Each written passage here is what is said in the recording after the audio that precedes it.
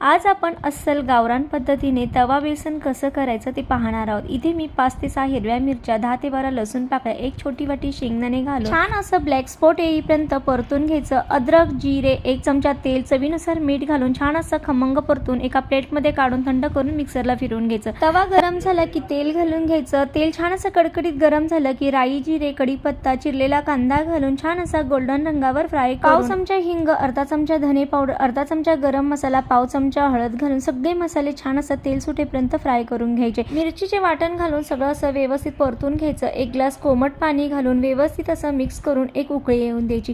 छान अशी उकळी आली की चवीपुरते मीठ, कोथिंबीर घालून सगळं असं व्यवस्थित मिक्स करून घ्यायचं। लागेल तसं थोडं थोडं बेसन घालून मिश्रण घट्ट होईपर्यंत परतून घ्यायचं आहे। व्हिडिओमध्ये दाखवल्याप्रमाणे इथे आपलं छान असं मस्त तवा बेसन तयार आहे। भाकरी, चपाती सोबत हे बेसन खूप छान असं लागतं।